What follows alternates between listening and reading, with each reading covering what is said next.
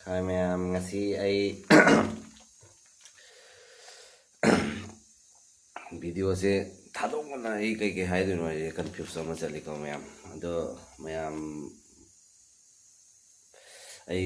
marakta ay video se ay tha amani dei thangat pa ngamjadre ma'am karigino haragadi maxing na haragadi ay kay gumba problem ama laibadagi isagi personal problem ama laibadagi ay video ay thangat pa ngamjadabani do ngasi dei thangajarage ma'am do taragadi ma'am se base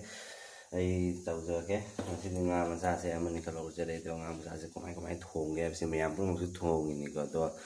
thongbai style se amagadi manade na ko do manadaba system se ai ma'am ai usarage yong ai haji khang thangale de nga se jo ai jam khotna muroi pang se toleba thunga machuga toleba ko nunthangdi panadabane machuje dona ai sum machu ai num palle ma'am sum bhatta biro ko adadi ma'am yengminasi ma'am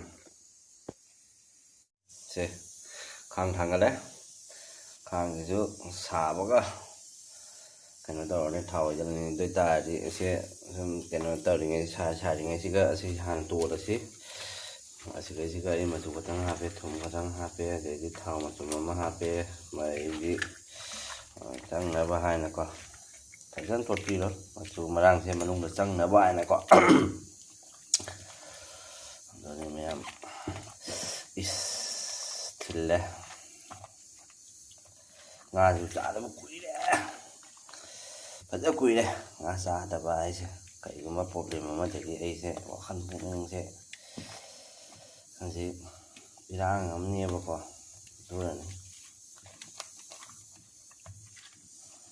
tôi mà thực ra khơi ima lấy bag Manipur Iran cần mà xin là chú ấy sẽ video sẽ thằng ngất ta bên này bao con mẹ vẫn là một cái phong thang thằng cái lên đây sẽ thằng cái lập bên đó thôi hiện bây giờ tây thôi đồ có lấy gì đi làm nào quay ima lấy bag thì mà đó là chắc ra vào khang này nga sẽ ra đâu quay đây nga chắc ra vào cái thì chúng hậu mà khai làm mình là con nga ta sa để cái là hậu thì này thì nó mẹ em riêng mình rồi xí tập nó mà thằng khá to đấy mẹ tàu đấy phải chứ mình này thằng là vàng phải chứ thùng thảo mà lột thôi phải chứ xuyên mẹ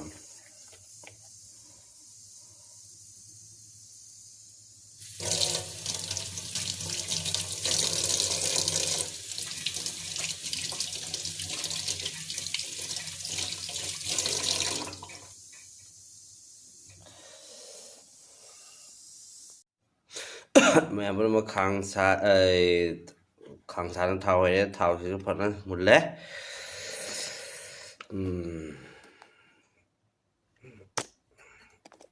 mấy cái stand mẹ thì nãy này decision là rất là chẳng cái đấy cái hay ta tôi ta đi mẹ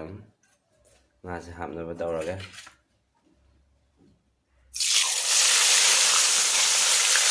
hàm lên mẹ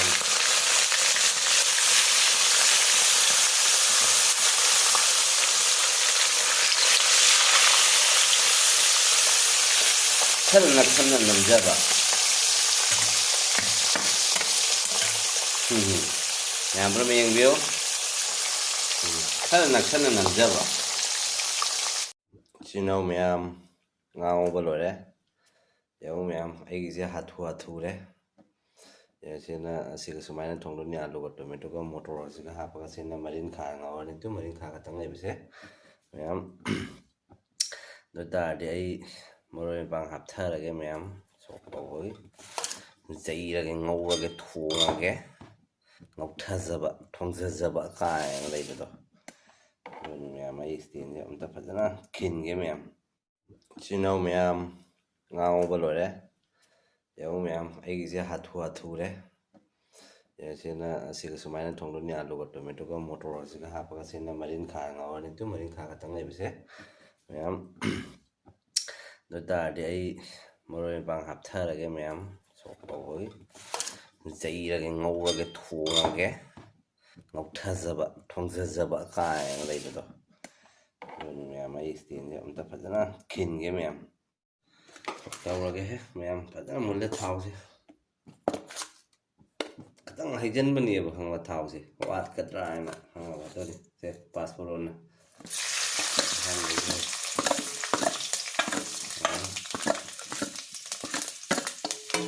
ꯇꯤꯜꯍꯧ ꯆꯅꯝꯅ ꯌꯩꯕꯁꯦ ꯑꯩꯁꯦ ꯍꯩꯅꯗꯦ ꯑꯗꯨ ꯇꯥꯔꯗꯤ ꯑꯂꯨꯁꯦ ꯑꯃꯨꯛ ꯍꯥꯞꯊꯔꯒꯦ ꯃꯌꯥꯝ ꯑꯩꯈꯣꯏ Meitei style ꯃꯣꯏ Chinese ꯏꯁꯇꯥꯏꯜꯗꯒ ꯅꯠꯇꯦ ꯃꯔꯝ ꯅꯨꯄꯤꯗ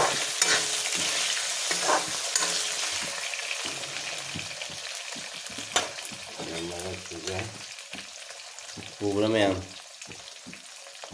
ꯌꯦꯡꯕꯤꯌꯨ ꯑꯩꯁꯦ ꯀꯨꯏꯔꯦ ꯚꯤꯗꯤꯑꯣꯁꯦ ꯊꯥꯡꯒꯠꯇꯕꯗꯨꯅ ꯉꯁꯤꯗꯤ ꯊꯥꯡꯒꯠꯆꯔꯒꯦ ꯍꯥꯏꯅ ꯉꯁꯤꯗꯒꯤ ꯃꯊꯪ ꯑꯃꯨꯛꯀ ꯇꯞꯅ ꯑꯩꯒꯤ ꯚꯤꯗꯤꯑꯣꯁꯨ ꯎꯕ ꯐꯪꯒꯅꯤ ꯃꯌꯥꯝ ꯅꯨꯡꯁꯤꯕꯤꯗꯨꯅ ꯑꯩꯒꯤ ꯚꯤꯗꯤꯑꯣꯁꯨ ꯄꯥꯝꯕꯤꯕ ꯌꯥꯎꯔꯗꯤ ꯃꯌꯥꯝ ꯂꯥꯏꯛ ꯇꯧꯕ ꯁꯤꯌꯥꯔ ꯇꯧꯕ ꯁꯕꯁꯀ꯭ꯔꯥꯏꯕ ꯇꯧꯕ ꯀꯧꯕꯤꯒꯅꯨ ꯃꯌꯥꯝ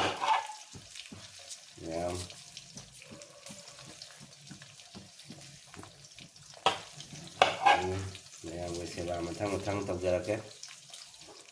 ꯃꯌꯥꯝ ꯊꯣꯡꯕ ꯍꯩꯇꯕ ꯏꯆꯤꯜ ꯏꯅꯥꯎ ꯃꯌꯥꯝ ꯑꯃ ꯀꯃꯥꯏꯅ ꯊꯣꯡꯒꯦ ꯍꯥꯏꯕꯗꯣ ꯌꯦꯡꯕꯤꯌꯨ ꯃꯣꯔꯣꯛꯁꯦ ꯑꯩꯅ ꯑꯉꯥꯡꯕꯁꯦ ꯍꯥꯞꯄꯤꯁꯦ ꯀꯩꯅꯣ ꯍꯥꯏꯗꯤ ꯃꯣꯔꯣꯛꯁꯦ ꯈꯔ ꯌꯥꯝ ꯂꯩꯔꯤꯑꯦꯕ ꯈꯪꯉꯕ ꯅꯍꯥꯟ ꯄꯣꯡꯅ ꯂꯨꯄꯥ 10ꯒꯤ ꯀꯤꯂꯣ ꯑꯃ ꯀꯣ ꯑꯗꯨꯅ ꯑꯉꯥꯡꯕꯁꯤꯗꯤ ꯊꯝꯕ ꯀꯥꯟꯅꯗꯦꯅ ꯁꯤ ꯍꯥꯟꯅ ꯁꯣꯏꯖꯜꯂꯤꯅꯦꯕ ꯈꯪꯉꯕ ꯑꯩꯒꯤꯁꯦ ꯑꯗꯨꯅꯤꯗ ꯃꯌꯥꯝ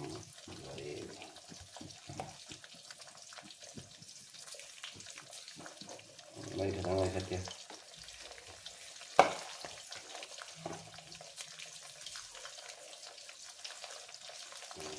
ꯀꯅꯥꯒꯨꯝꯕ ꯑꯃꯅ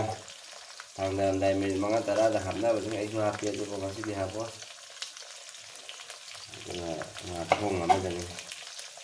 ꯁꯤꯅ ꯑꯃꯅꯤ ꯑꯗꯨꯅ ꯂꯣꯀꯦꯜꯒꯤ ꯂꯣꯏ ꯌꯥꯎꯔꯦ ꯁꯥꯃꯨꯛꯀꯨꯝꯕ ꯔꯧꯒꯨꯝꯕ ꯂꯣꯏ ꯌꯥꯎꯔꯦ ꯑꯩꯒꯤꯁꯦ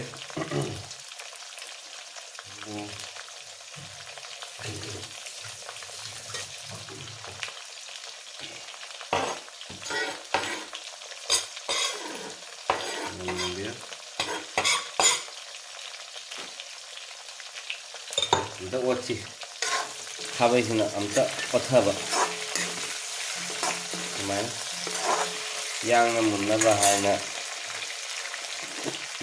ꯃꯨꯟꯅꯕ ꯍꯥꯏꯅ ꯊꯨꯝ ꯊꯥꯖꯖꯕ ꯁꯨꯃꯥꯏꯅ ꯑꯅꯤꯗ ꯑꯃꯨꯛꯇ ꯄꯨꯟꯅ ꯍꯥꯞꯄꯕꯅꯤ ꯁꯦ ꯑꯍꯨꯝꯂꯛꯀꯣ ꯊꯨꯝ ꯍꯥꯞꯄꯒꯤ ꯑꯃꯨꯛꯇꯪ ꯑꯣꯠꯆꯕ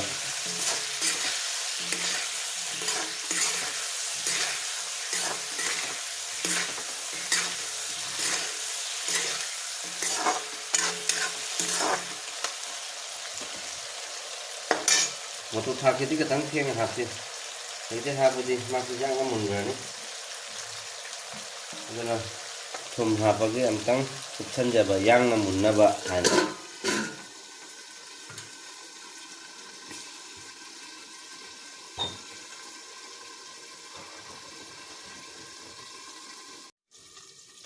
ꯀꯔꯝꯕ ꯐꯤꯕꯝꯗ ꯂꯩꯔꯤꯒꯦ ꯍꯥꯏꯅ ꯑꯝꯇ ꯍꯥꯡꯗꯣꯛꯆꯕ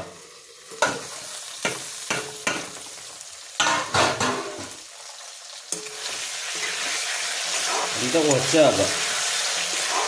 ꯈꯥꯕꯩꯁꯤꯒ ꯉꯥꯏꯍꯥꯛꯇꯪ ꯂꯩꯔꯒ ꯃꯣꯇꯣꯔ ꯍꯥꯞꯄꯒꯤ ꯌꯧꯁꯤꯜꯂꯛꯄ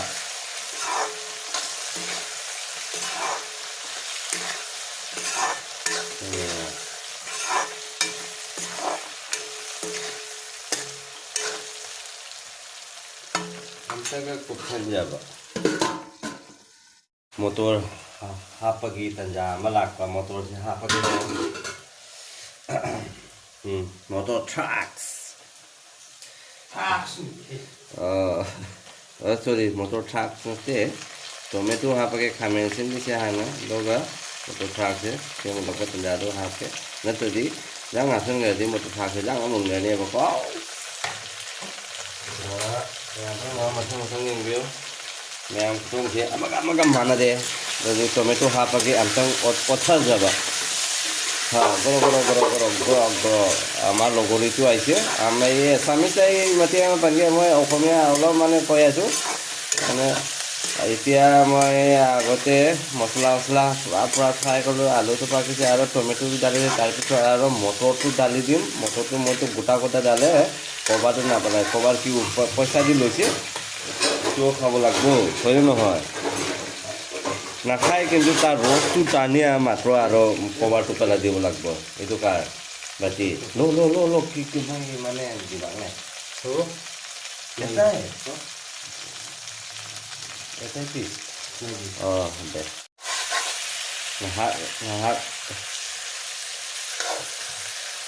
ngahak woi dah bani na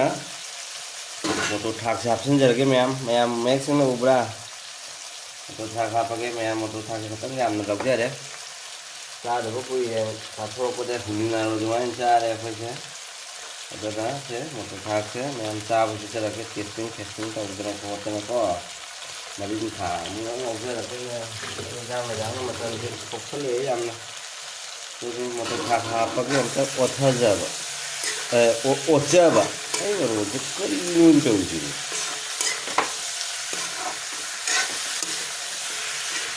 고기 노이 잭살러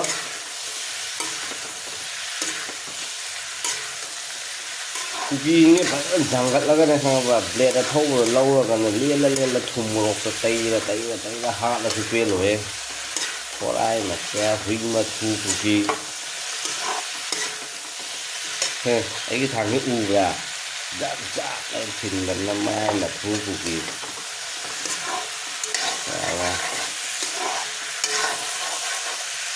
rồi đi một thằng thà cái thầu cái là cái thầu giang họ đó một thằng cái em tất cục chân giờ vậy mình anh yêu không gì đâu mà em phải làm phải cho nó sầu đi hết ngã cả hấp thở thì nó em đủ ra trong là sắp được hết đủ không Siga maroi katang hapadawali adaydi kaya tare fadigom hapadawali gani miyam hawara drai gise kamen thak masa ma tawiro miyam pun masih ngado siga leire ubra jadi marin khang awda siga leire marin khang awda ngawda ulodre do sho lora ulesin se ai bundu sina la ngawni ai style đang ngồi này kìa đúng là sẽ sao là chắc cái hàng ngọc trai mình đã mệt bị ngàn lấy rồi mệt là cha này sao khả năng sẽ là cái mình testing học tập qua मैं हम लोग south की style से जुबी की चटनी से ले जुबी की चटनी नारिकल और चटनी और itu কি কয় কবি না itu সাইড নারিকল নেকি itu নারিকল নেকি না itu মাছ ডালিছে এসে না ngা হাপে এসে ngা বেঙা কি চাটনি ওই জুবি কি চাটনি সে সাইডে রে কবি ভাজি সাউথৰ স্টাইল itu আমাৰ মণিপুৰী স্টাইল আমাৰ অসমৰ আৰু আমাৰ অসমৰ মাছটো একদম পাউডাৰ হৈ গ'ল মাছ মাছলি এইটো পাউডাৰ হৈ গ'ল टुकड़ा हो गया हाँ मछली अभी आप लोग को खा के अभी हम टेस्ट करके बोलेगा आप लोग को टेस्टिंग है कि नहीं चारा की जाएंगे ma'am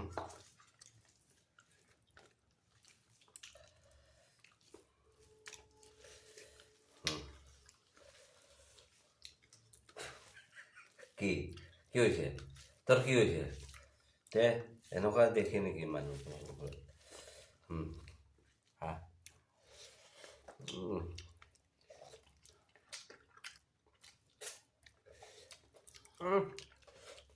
ba nerok paise pura netok paise zior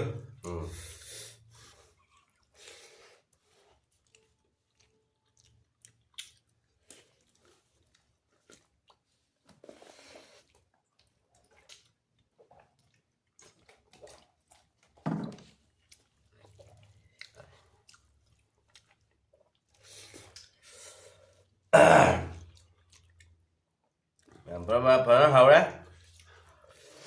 Mam ai kuthong lakhong ai na hajari bawa ꯑꯩꯅ ꯆꯥꯖꯔꯤꯕ ꯈꯨꯍꯨꯞ ꯑꯃ ꯄꯥꯝꯕꯤꯕ ꯌꯥꯎꯔꯕꯗꯤ ꯃꯌꯥꯝ ꯄꯨꯝꯅꯃꯛ ꯂꯥꯏꯛ ꯇꯧꯕ ꯁꯕꯁꯀ꯭ꯔꯥꯏꯕ ꯇꯧꯕ ꯁꯤꯌꯥꯔ ꯇꯧꯕ ꯀꯥꯎꯕꯤꯒꯅꯨ ꯃꯌꯥꯝ